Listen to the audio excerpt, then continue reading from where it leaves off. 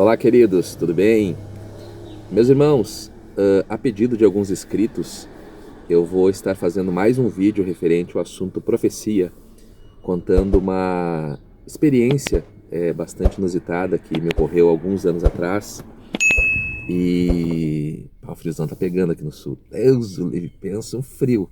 Eu tô no sol aqui, tô encarangando que nem diz gaúcho. Tô com um jaquetão aqui, blusão, outra blusa de manga longa embaixo, duas calças.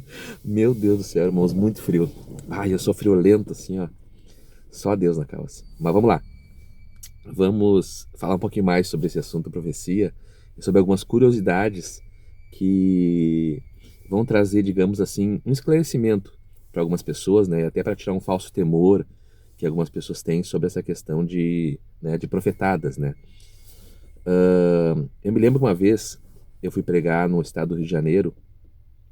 E o estado do Rio de Janeiro é um estado onde tem muito profeta, né? Muita gente usada em dons, mas também tem muita gente contaminada, sabe, por algumas coisas que acontecem no Rio de Janeiro. Vocês podem ver que o evangelho no Rio de Janeiro, assim como no norte do Brasil, ele é bem mais antigo, né, que aqui no sul do Brasil. E assim como pelo fato do evangelho ser mais antigo na região sudeste do Brasil e norte também, as igrejas são bem maiores. Como o evangelho é um pouco mais novo aqui no Rio Grande do Sul, coisa de 20 anos mais ou menos, mas é mais novo, tá? É o evangelho pentecostal. Então, por isso também é um fator também, né, de que igrejas mais velhas, mais antigas, tenham muito mais crescimento, muito mais povo e muito mais avanço teológico, mas também muito mais esfriamento, muito mais apostasia e heresias também, porque isso aí também faz parte do crescimento, da expansão.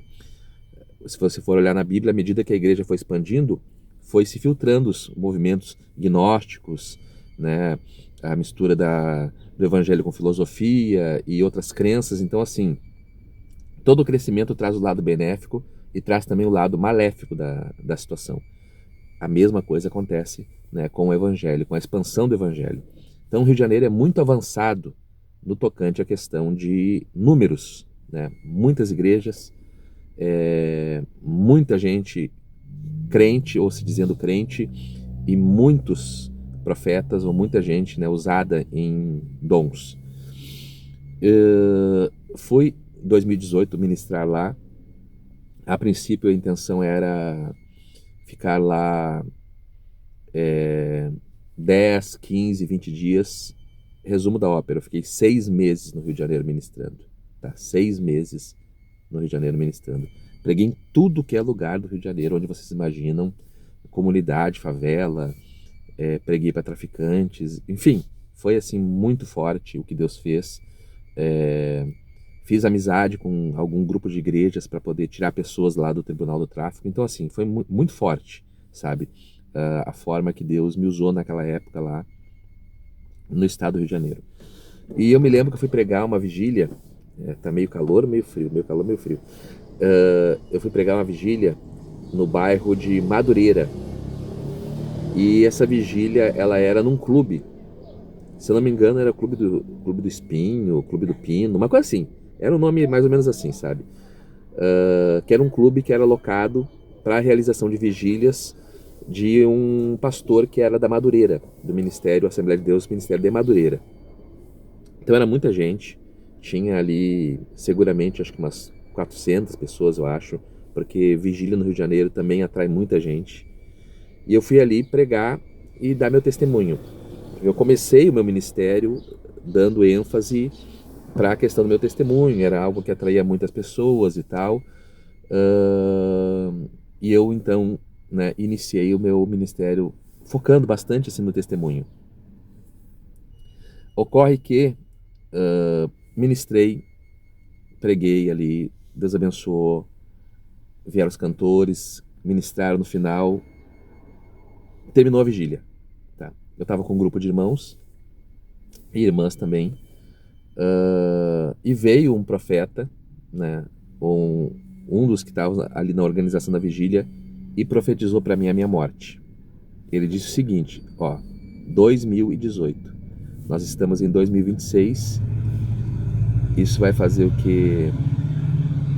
2026 para 2018 vai fazer, em 2028 vai dar 20 anos ou 30 anos. Acho que 20 anos, né? Então assim, 20 anos. Então assim, ele veio para mim, tudo aquele mistério, aquela coisa assim, né? Varão, vem cá, eu tenho um mistério para entregar para ti, não sei o que, não sei o que mais. Deus manda eu dizer para ti que se tu vai cumprir a agenda, não é para tu ir de carro, porque Deus está mostrando um acidente de carro, que tu vai morrer nesse acidente de carro.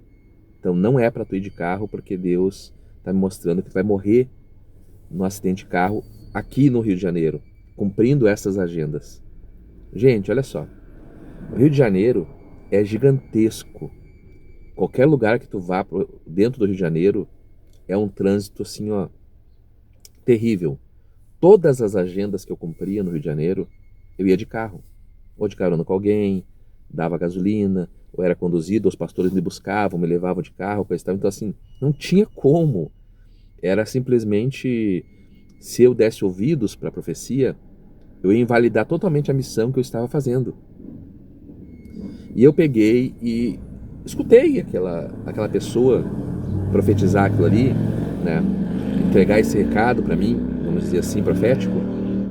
O barulho tá pegando aqui, né? Mas infelizmente, né, enquanto não tem estúdio, vai desse jeito mesmo. Eu escutei aquele recado ali e existem alguns sinais, tá? Que a gente que tem experiência, a gente vai desenvolvendo com o passar dos anos no tocante à questão de profecia, revelação, coisa e tal. Então assim, quando você é batizado no Espírito Santo, quando você tem o Espírito Santo, você tem sensibilidade, você sabe que aquela pessoa está sendo usada por Deus, porque dentro de você o Espírito testifica que aquela evidência, aquela ação espiritual procede de Deus. Quando você não sente nada,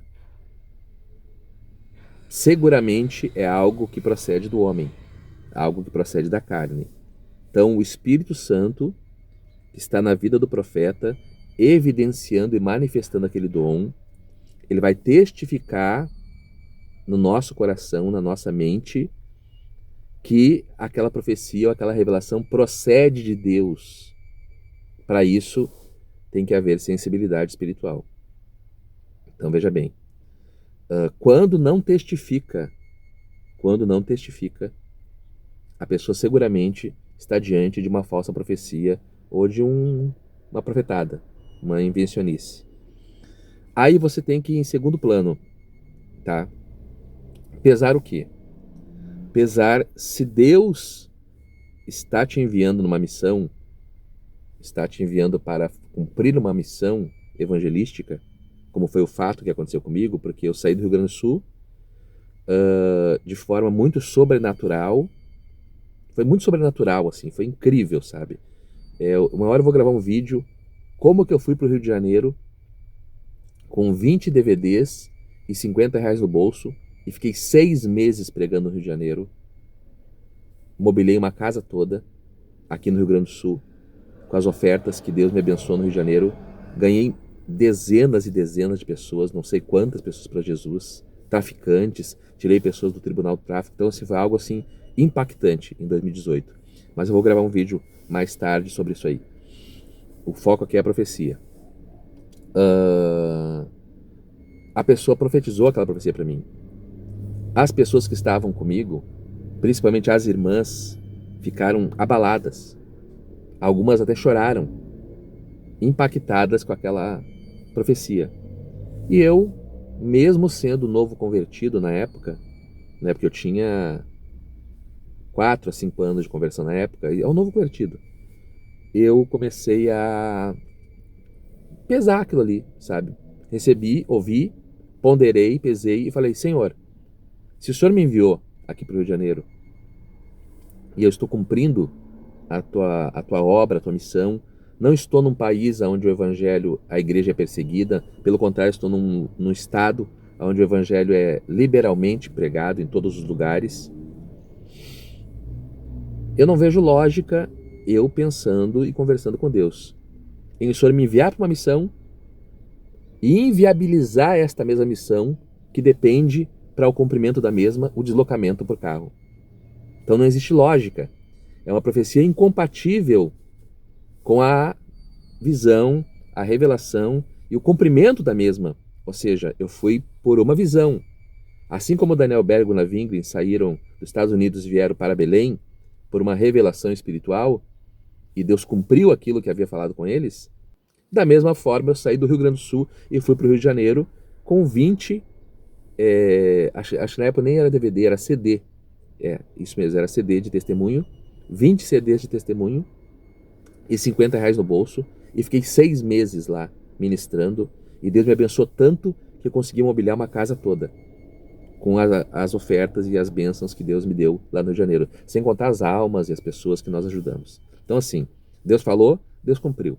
Agora, como é que Deus vai se contradizer entregando ou usando um profeta para inviabilizar a minha missão? Então veja bem, a fé e a questão dos dons, ela tem que ser uma balança que tem que ter o equilíbrio da fé, tá? Da questão teológica com a razão. Então nós não podemos nos deixar levar por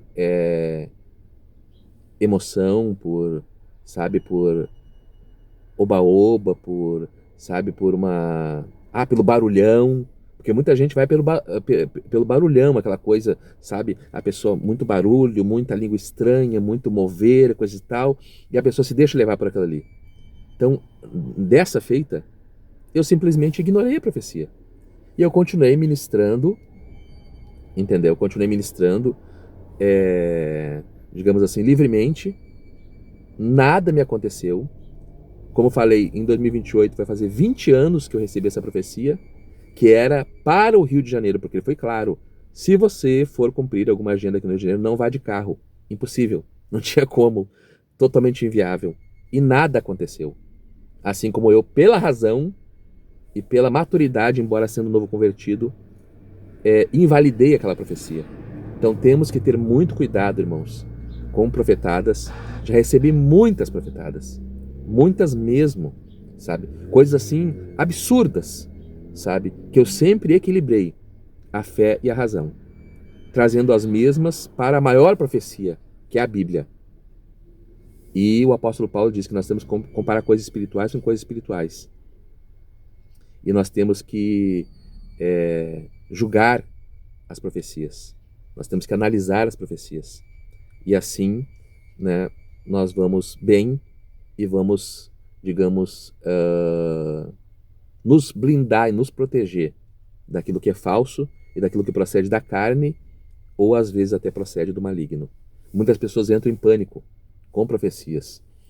E eu quero dizer para vocês que o evangelho, ele é puro, o evangelho ele é limpo e ele não traz confusão. Ele traz esclarecimento e direção, alinhamento. Amém? Deus abençoe. Um grande abraço a todos.